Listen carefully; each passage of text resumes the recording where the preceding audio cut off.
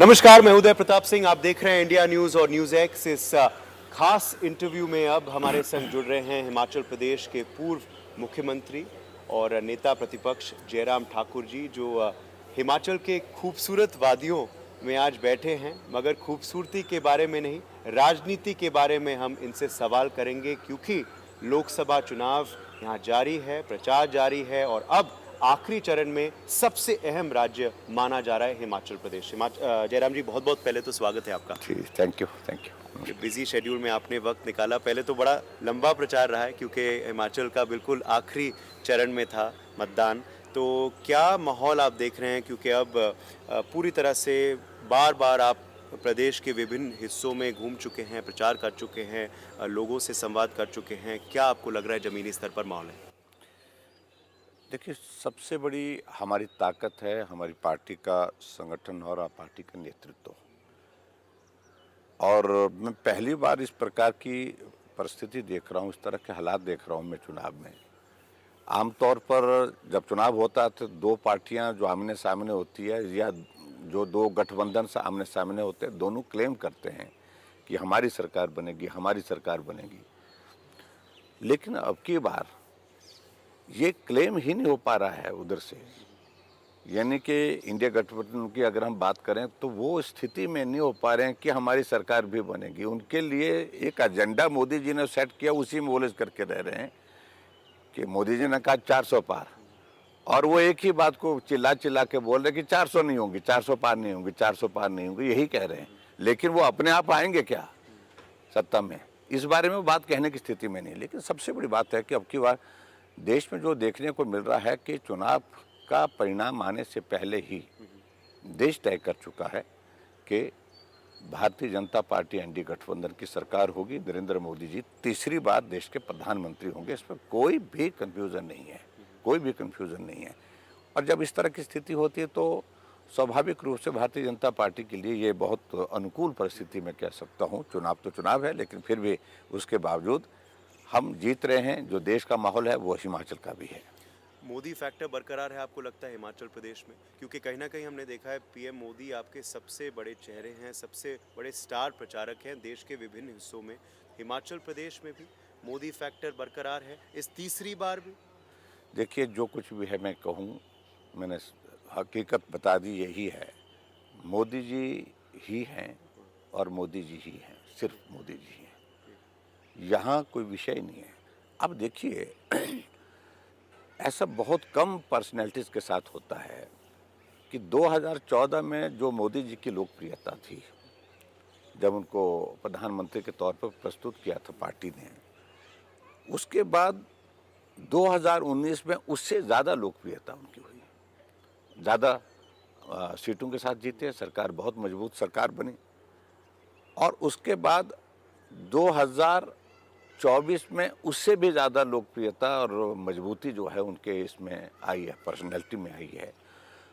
तो ये बहुत रेयर होता है। आमतौर क्या होता है कि सरकार बनती है, सरकार के खिलाफ नाराज़गी, नेता के खिलाफ नाराज़गी, और ये बढ़ती जाती है। और 10 साल का कार्यकाल होना तो बहुत बड़ा एक ये हो जाता है। लेकिन यहाँ उल्टा ही कि जितना समय मोदी जी आगे चल रहे हैं उतने ज़्यादा वो मजबूत हो रहे हैं, उतने ज़्यादा वो लोकप्रिय हो रहे हैं। ये बहुत एक, जिसको मैं कह सकता हूँ कि एक बहुत ही अलग अलग बात है।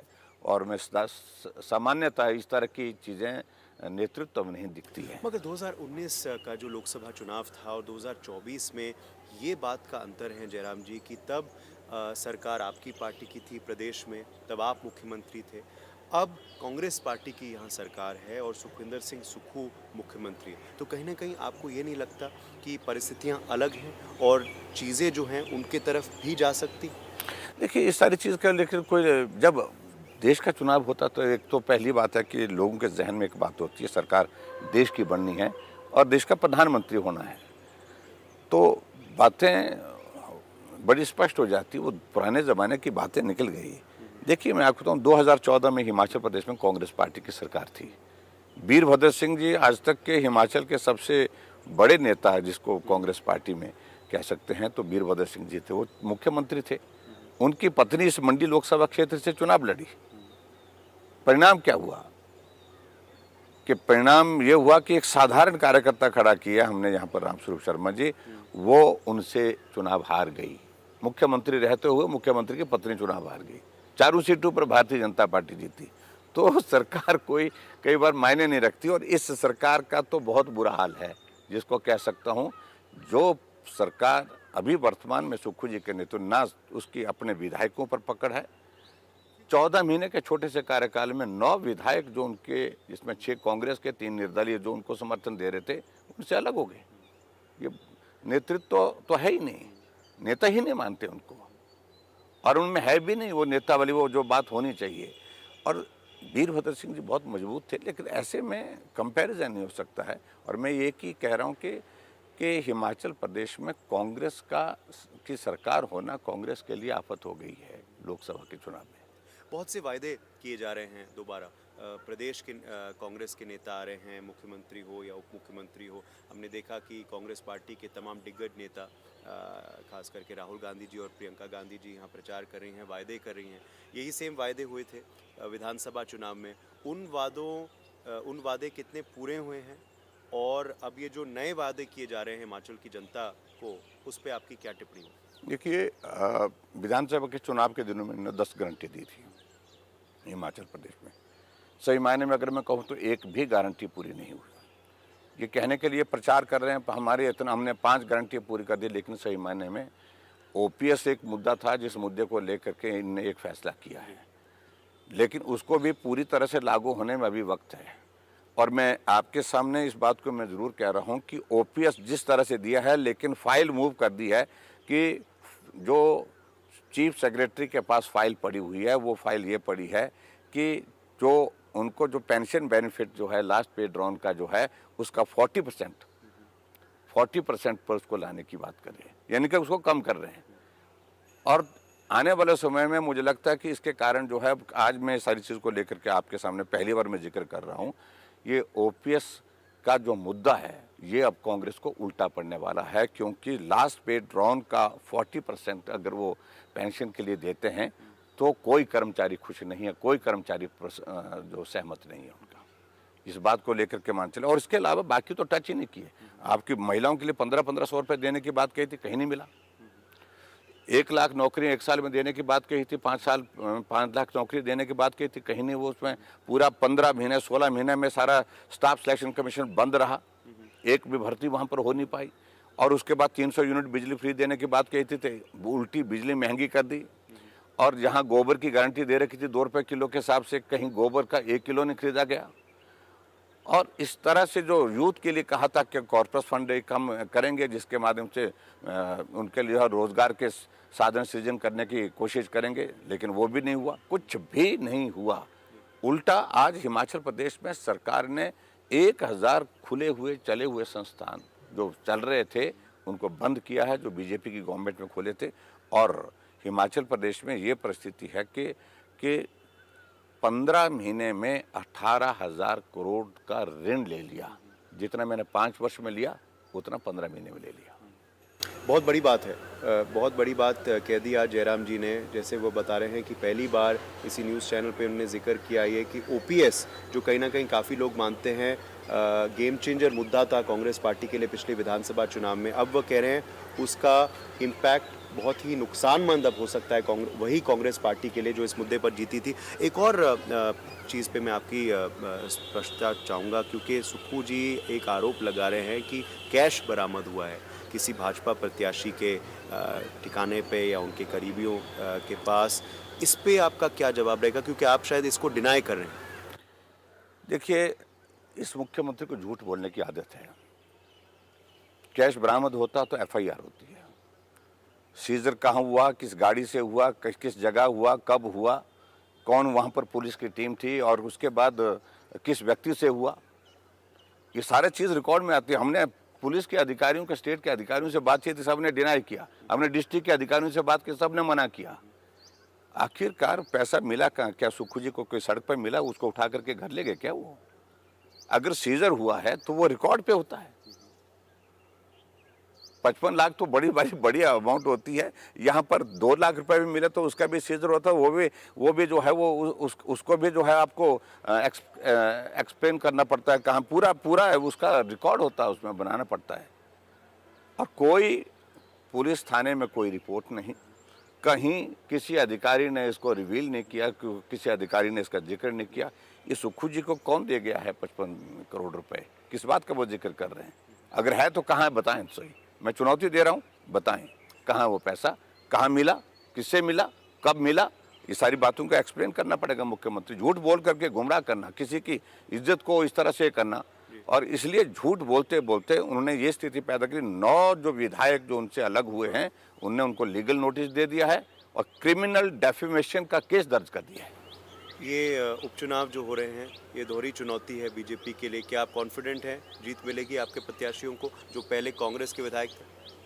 देखिए, मैं एक बात मैं ज़रूर कहना चाह रहा हूँ कि हिमाचल की जहाँ तक लोकसभा की सीटें हम चारों जीत रहे हैं, हम जीतेंगे। और जहाँ उपचुनाव की बात है, हिमाचल पर इसमें 6 उपचुनाव हैं और 6 के बाद 3 निर्दलीय विधायकों का जिनका अभी तक रेजिग्नेशन एक्सेप्ट नहीं किया गया है, वो भी 9 हो जाएंगे। ये 9 के 9 जीतेंगे हम। 6 तो जीतेंगे और इसके बाद और भी जीतेंगे, अब जो 3 होंगे और भी जीतेंगे। और ये जीतने के बाद ये मैं बताना चाह रहा हूँ कि हिमाचल प्रदेश सरकार अल्पमत में आ जाएगी। आप कह रहे हैं 6 जीतेंगे और भी हो सकते हैं, यानी कि 3 से ज़्यादा भी और भी हो सकता है, अभी और भी चीज़ें हो सकती हैं। देखो, 6 सीपीएस अलग से इनके केस चल रहा है हाई कोर्ट में, वो अंतिम स्टेज पर है, उनको जाना ही जाना है। उनको थोड़ा सा ज़्यादा है कि वक्त की बात है, 2 महीने 4 महीना इतना आगे खींच सकते हैं, अल्टीमेटली उनको जाना ही जाना है। तो आपका दावा है कि सुक्खू सरकार नहीं चलेगी, कंप्लीट नहीं कर पाएगी अपना टर्म? बिल्कुल नहीं कर पाई। देखिए, सुक्खू जी तो मुख्यमंत्री रहेंगे ही नहीं, पहली बात बड़ी स्पष्ट कर रहा हूँ मैं। क्योंकि जब राज्यसभा की एक सीट पर चुनाव हुआ हिमाचल प्रदेश में, बहुमत होने के बावजूद कांग्रेस का 40 + 3 43 थे वो, हम तो 25 थे, लेकिन जब रिजल्ट निकला हमारा कैंडिडेट जीत गया राज्यसभा में, कांग्रेस हारी। इतना बड़ा बहुमत होने के बावजूद कांग्रेस पार्टी का राज्यसभा का जो कैंडिडेट हार गया। और उसके बाद पार्टी के हाईकमान आई, यहाँ पर हुड्डा जी आए, उधर से वो छत्तीसगढ़ से जो एक्स चीफ मिनिस्टर इनके वो भी आए, और यहाँ आकर के जो कमेटी यहाँ पर सारी रिपोर्ट बना करके भेजे, उसमें यही कहा कि नेतृत्व फेल हुआ है, लोग संतुष्ट नहीं है, और फिलहाल उसमें तय किया है ऊपर कि अभी तक हम कोई कार्रवाई नहीं करेंगे चुनाव तक, लोकसभा के चुनाव तक। चुनाव के बाद नेतृत्व परिवर्तन होगा, ये उनने कमिटमेंट देकर रखी है। और इसलिए जो 2 लोग दाएं बाएं उनके जो खड़े होते हैं बड़े आजकल, जो उनके विरोध में है, अंदर से विरोध में है बिल्कुल, चाहे वो डिप्टी चीफ मिनिस्टर हैं, चाहे वो ये विक्रमादित्य हैं, ये दोनों सरकार को कांग्रेस की सरकार रहे लेकिन मुख्यमंत्री सुक्खू ना रहे, इस बात के लिए तो पहले दिन से लगे हुए, पहले दिन से लगे हुए। बीजेपी संपर्क में है क्या? नहीं, देखिए, मैं और प्रतिभा जी और विक्रमादित्य की कहीं ना कहीं ये माना जा रहा था कि सांठगांठ बैठ गई है प्रतिभा जी और विक्रमादित्य जी के संग, मगर चीज़ें क्लियर नहीं हो पाई, इस वजह से सरकार बच गई। देखिए, सरकार बच गई है ऑन टेक्निकल ग्राउंड्स, लेकिन नैतिकता के आधार पर सरकार जा चुकी है। जब राज्यसभा की सीट इतना बहुमत होने के बावजूद भी हार गए तो कोई मतलब नहीं बनता है सरकार का। और उनने बजट जो पारित किया है हिमाचल प्रदेश में, अब की बार बजट पारित करने की स्थिति तब बन पाई जब उनने बीजेपी के 15 विधायकों को सस्पेंड किया, इंक्लूडिंग मी, और कमांडो से उठा करके बाहर फेंक दिया सड़क से, वहाँ से, सदन से, और तब जाकर के बजट पारित हुआ है। ये पूरे देश के इतिहास में पहली बार हुआ है कि जिस दिन बजट पारित करना था, बहुमत सरकार के बजट पारित करने के लिए नहीं था, और उस सूरत में बीजेपी के विधायकों को सस्पेंड किया गया, उनका वोटिंग राइट छीना गया, उनको सदन से उठा करके बाहर फेंक दिया गया, उसके बाद बजट पारित हुआ है। कहाँ है सरकार, किस बात की सरकार है? आखिरी 2-3 सवाल आपसे मंडी पे लौटूंगा, क्योंकि हम इस वक्त मंडी लोकसभा क्षेत्र में मौजूद हैं। ये आपका भी गृह क्षेत्र माना जाता है जयराम जी। मंडी लोकसभा चुनाव में क्या होने वाला है? क्योंकि कहीं ना कहीं ये आकलन दिया जा रहा है बहुत से विश्लेषक द्वारा कि यहाँ यही एक सीट है जहां कांटे की टक्कर है इस वक्त कंगना रनौत और विक्रमादित्य सिंह के बीच में। हॉट सीट बन गई है। विक्रमादित्य सिंह की मदर प्रतिभा सिंह ने चुनाव जीता था, उपचुनाव जब हुआ था। कहीं ना कहीं वह कह रहे हैं कि कांग्रेस पार्टी का रिवाइवल इसकी वजह से हुआ, तो वो आश्वस्त हैं कि दोबारा जनता उन्हीं को मौका देगी। और कहीं ना कहीं वह कह रहे हैं कि चुनाव बहुत पर्सनल हो गया है यहाँ पे, जो हिमाचल की जनता को पसंद नहीं है। देखिए, मैं एक बात जरूर कहना चाहता हूँ, चुनाव मुद्दों पर होना चाहिए। अगर इसकी शुरुआत की है गंदी जुबान के साथ, तो ये कांग्रेस की तरफ से हुई है, हमारी तरफ से नहीं हुई है। और दूसरी बात मैं ये कहना चाहता हूँ कि भारतीय जनता पार्टी का संगठन बहुत मजबूत है और निश्चित रूप से मंडी सीट जीतेंगे। जो हमारी पार्टी के कैंडिडेट है कंगना रनौत, भले ही राजनीति में नहीं है, लेकिन उसके बावजूद संगठन मजबूती के साथ खड़ा है। संगठन के सामने सिर्फ एक लक्ष्य है, मोदी जी को देश का प्रधानमंत्री बनाना। और देश का प्रधानमंत्री बनाने के लिए सांसद यहाँ से भारतीय जनता पार्टी का जाए, इस बात को सुनिश्चित कर रहे हैं। और जहाँ तक रही बात वीरभद्र सिंह, इस क्या नाम, प्रतिभा सिंह और विक्रमादित्य की, देखिए तमाशा है ये एक तरह का जो हालात बने हुए हैं। प्रतिभा सिंह कांग्रेस की प्रेसिडेंट है, सांसद है यहाँ इस मंडी लोकसभा क्षेत्र से। प्रेस कॉन्फ्रेंस करके कहती है काम नहीं हुए लोगों के, बिल्कुल कार्यकर्ताओं के नहीं हुए, विधायकों के नहीं है, सब नाराज हैं, इसलिए मैं चुनाव लड़ने से मना करती हूँ। और काम जब नहीं हुए तो लोगों के बीच में किस मुंह से वोट मांगने के लिए जाएंगे। विक्रमादित्य उनका बेटा जो चुनाव लड़ रहा है, ये प्रेस कॉन्फ्रेंस करते हैं कि हिमाचल प्रदेश में कांग्रेस पार्टी की सरकार बनी है, तो वीरभद्र सिंह जी के मृत्यु के पश्चात उनका जो एक इमोशनल कार्ड जो उसको खेला गया, उनका फोटो हर पोलिंग बूथ पर लगाया गया और मुझे याद रखना ऐसा करके, और ये कह कर के लोगों ने उनको वोट दे दिया, कांग्रेस की सरकार बन गई। लेकिन सरकार बनने के बाद मेरी पार्टी की सत्ता, मेरे पार्टी का मुख्यमंत्री, उनसे निवेदन किया हमने कि आप 2 गज ज़मीन तो दीजिए, उनकी हम प्रतिमा लगाना चाह रहे हैं रिज के मैदान पर, लेकिन नहीं दी। और इसलिए मैं इस सरकार में नहीं रह सकता है, इस सरकार में रहने का कोई औचित्य नहीं है, और मंत्रिमंडल से त्यागपत्र दिया। और ये तो परिस्थिति कांग्रेस पार्टी की है। अब आज वो चुनाव लड़ रहे हैं, बोलते मैं लड़ना नहीं चाहता, लेकिन मेरी हाईकमान ने ऊपर से मेरे को दबाव डाला। लेकिन हाईकमान ने क्यों दबाव डाला? क्या उस वक्त नहीं, तो जब हिमाचल प्रदेश में सरकार कांग्रेस पार्टी की बनने वाली थी, उस वक्त आपको नज़रअंदाज किया गया, पूरा हॉली लॉज को डिसलॉज किया गया, बिल्कुल पूरी तरह से। इनकी ओर से प्रस्ताव आया कि मुझे वो डिप्टी चीफ मिनिस्टर बनाया जाए, लेकिन उसके बावजूद भी पार्टी हाईकमान ने नहीं माना।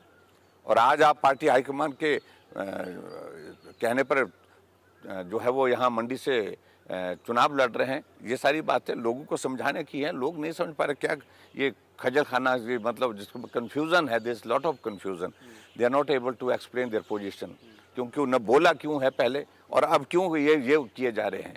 तो इसलिए मैस क्रिएट किया है कांग्रेस पार्टी ने, और मैस क्रिएशन में मुख्यमंत्री और ये बड़े नेता सबका इसमें कंट्रीब्यूशन है। हम तमाशा देख रहे हैं, पूरा प्रदेश तमाशा देख रहा है, और लेकिन जीत भाजपा की होगी, चारों सीटों पर जीत होगी और मंडी में भी जीत होगी। तमाशा देख रहे हैं, वो कह रहे हैं यहाँ कॉमेडी चल रही है मंडी में, ये सीरियस चुनाव नहीं हो रहा। देखिए, ऐसा है कि कैंडिडेट के बारे में उनको टिप्पणियां करनी इस तरह से, होता क्या है कि आप व्यक्तिगत रूप से किसी के खिलाफ बोलेंगे, एक सीमा तक बर्दाश्त करेगा कोई, आखिरकार रिटेलिएशन होगा से सामने से, तो हुआ है। लेकिन फिर भी हमने कहा कि हम मुद्दों पर ही रहेंगे, मुद्दों पर ही चुनाव लड़ेंगे। हिमाचल प्रदेश बीजेपी यूनाइटेड है, क्योंकि कहीं ना कहीं कहा गया था पिछले विधानसभा चुनाव में बागियों की वजह से भी हार के एक आपकी कारण थी। आपके संग लोग खुश थे, मगर बागी जो हैं वो वोट आपके उन्होंने काटे, और इस वजह से शायद कांग्रेस पार्टी की सरकार। देखिए, मैं इस सारी चीज़ पे, अब वो दौर हो गया, पुराना हो गया, अब उससे बहुत सारी चीज़ों को हमने सीखा है। सब इकट्ठा हैं, सब मिलकर के काम कर रहे हैं, और मोदी जी देश के प्रधानमंत्री बनने चाहिए, इसके लिए हम सब लोग लगे हैं। और जो विधानसभा का चुनाव हो गया, छोटी छोटी बातें बड़ा नुकसान करके गई हैं, इसमें दो राय नहीं है।